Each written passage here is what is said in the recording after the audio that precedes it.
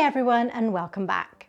So you might have noticed that the Fire TV Cube 3rd generation has been out for a while now. Now, although many other channels covered it, initially I held back on sharing my full thoughts, and that's because I wanted to put it through its paces. For the past several months, this little box has been my main streaming device right here in my living room. I've used it every single day, and after all that time, I'm ready to answer a simple question. Is the Fire TV Cube 3rd generation the best streaming device out there? And does it hold its own against today's competition? In this review, I'm going to show you exactly what makes this device so good and why it's still the king of my entertainment setup. Let's get into it.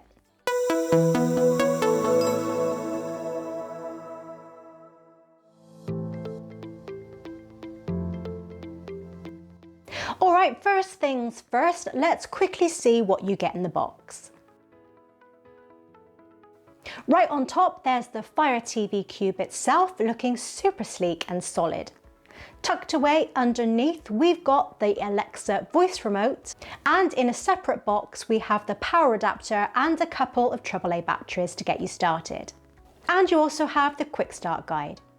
Now, a couple of things to note: you will need your own HDMI cable and Ethernet cable if you want to hardwire. I've actually upgraded to the Fire TV Remote Pro, which I use with my Cube. It's a fantastic upgrade, especially for the 2 programmable buttons and the dedicated headphone button for quickly connecting your Bluetooth headphones. This is great for private listening.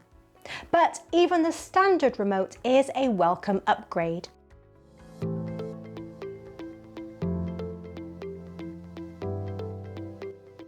Before we dive into performance, let's quickly check out the connections on the back. This is one of the main advantages of the Cube over a stick.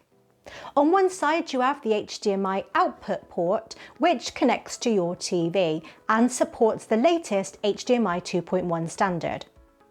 Next to that, you'll find a full-sized USB port, a notable upgrade from the micro USB port on the 2nd generation Fire TV Cube. You can use it to connect a flash drive or external hard drive for extra storage, or even a webcam for video calls. The Fire TV Cube supports both FAT32 and NTFS formats, so you can easily transfer large video files to the drive and play them back. You also have the Ethernet port. Now, although it's limited to 100 megabits per second, you'll probably get faster speeds over Wi-Fi 6E, but it's a good option for a rock-solid connection.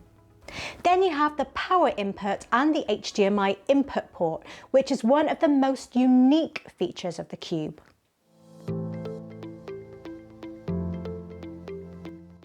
The biggest promise of the Fire TV Cube is its speed, and from my daily use, I can tell you that it delivers.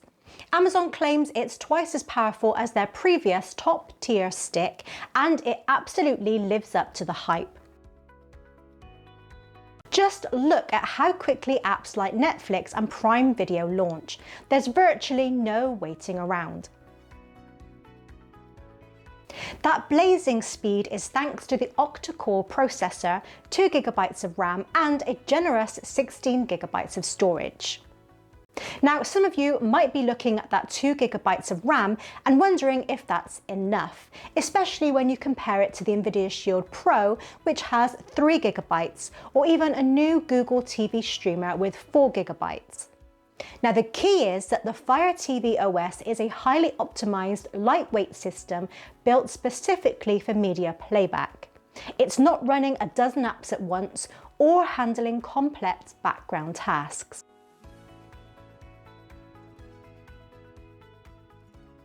While other devices may have more RAM, the Fire TV Cube's hardware and software are so perfectly matched that its real-world performance is still among the very best. From my everyday use, everything feels incredibly responsive and snappy, proving that you don't always need more when a device is this efficient. But But the speed is just one part of the equation. The Fire TV Cube also boasts hand-free Alexa integration. This means you can control your TV, soundbar, and even other connected devices just by using your voice, even from across the room. It's incredibly convenient, especially when your remote is buried underneath the couch cushions. This level of voice control truly sets it apart. For those concerned about privacy, there's a dedicated button to disconnect the microphones electronically.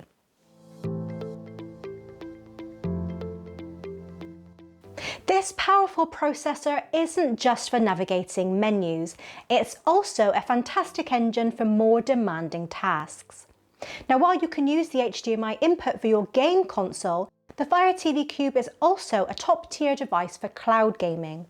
The powerful chip, combined with speedy Wi-Fi 6E, enhances the Amazon Luna service.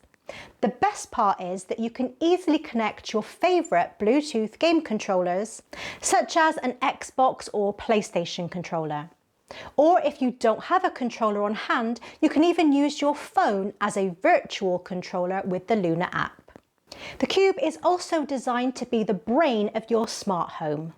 You can easily use it to check the live video feed from a Ring doorbell on your TV, or use its powerful voice controls to manage your other smart home devices.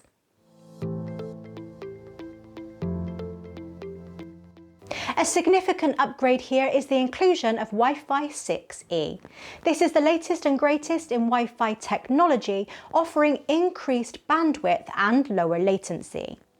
While you'll need a Wi-Fi 6E router to take full advantage, this feature ensures smoother and more reliable streaming.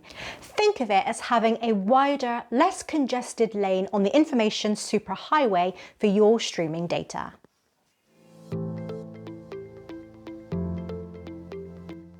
Speaking of 4K HDR, the Fire TV Cube supports a wide range of high-quality formats, including Dolby Vision, HDR10, HDR10 Plus, and HLG.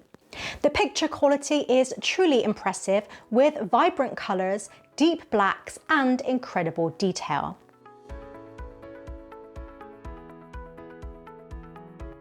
And if you have a lot of HD content, the Cube also features super resolution upscaling, which aims to convert that HD picture to near 4K quality. When you pair that with Dolby Atmos audio support, you're in for a truly cinematic experience right in your living room.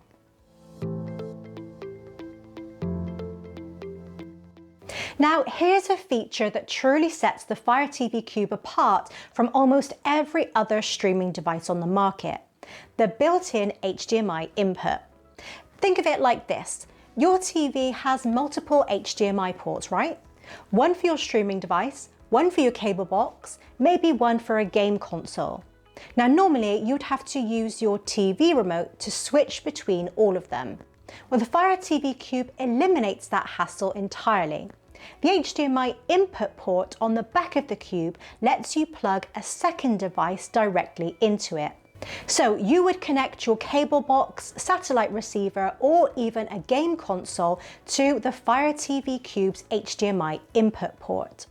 Then the Cube itself plugs into your TV.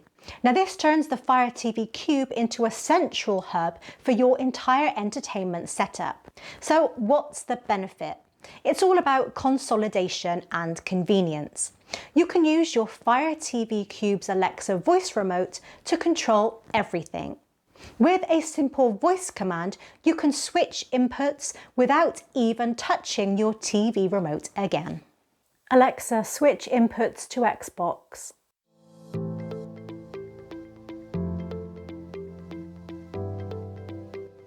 When it comes to the user interface, navigation on the Fire TV Cube is a breeze. Now, you'll often hear a common complaint that the home screen pushes too much advertising and sponsored content. And while there's certainly some of that, honestly, I don't find it to be much different from the Google TV interface. What I do appreciate though is how your most used apps are positioned right at the top, just under the ad banner, which feels a lot more convenient than having to scroll all the way down the screen like on Google TV. But if you're a power user and want a completely ad-free experience, sideloading a custom launcher is always an option to change things up. For everyone else, it's easy to find what you're looking for. All your favourite apps, whether it's Netflix, Prime Video, Disney Plus, or countless others, are readily available through the App Store. And a big plus for my UK viewers, all of the main catch-up services are officially supported and available in the App Store, including BBC iPlayer, All4, ITVX and Channel 5. But what if the content you want to watch isn't available in your country? That's a very common problem. Streaming services use something called geo-blocking to restrict content based on your location, meaning a show available on Netflix in the US might not be in the UK and vice versa. That's why I've been using a VPN, and my go-to choice is NordVPN. With NordVPN, you can change your virtual location with a single click, unlocking a massive library of content that was previously unavailable. Beyond unlocking new shows, a VPN also prevents your internet service provider from tracking what you watch, giving you total privacy and security. It's super fast, easy to install directly from the App Store, and essential if you want full control over your entertainment. And NordVPN is offering my viewers a special deal. Just click the link in the description for an exclusive discount.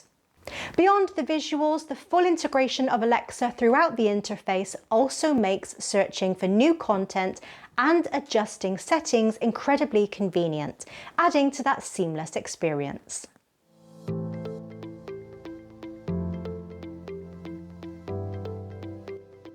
The device has several advantages, such as blazing fast performance that makes streaming feel instant. Its hands-free Alexa voice control is useful for managing your home theatre, and Wi-Fi 6E ensures a smooth connection for 4K content. With an HDMI input, it acts as a hub for multiple devices, while support for Dolby Vision, HDR10+, and Dolby Atmos offers an immersive experience. However, there are downsides, including its premium price, and the Ethernet port only supports 100 megabits per second, which may not satisfy high-end users. Additionally, the cluttered interface and home screen advertising can be a turn-off for some users.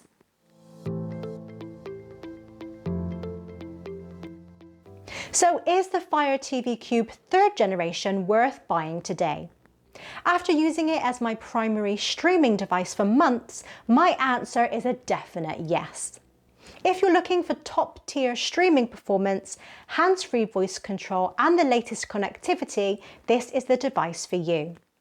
While it comes with a higher price tag than some streaming sticks, the features, speed and overall user experience more than justify the investment. If you're ready to upgrade your home entertainment, you can click the links in the description and pinned comment below to check out the latest deals and offers on the Fire TV Cube. That's my comprehensive review. If you found this video helpful, please give it a thumbs up and subscribe to the channel for more tech reviews and insights. Let me know in the comments below what you think of the Fire TV Cube and if you have any questions. Thanks for watching, and I'll see you in the next one.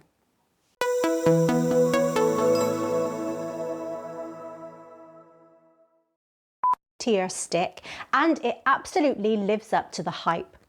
Just look at how quickly apps like Netflix and that blazing splash fucking hell. With an HDMI input, it acts as a hub for multiple devices. What the fuck was that?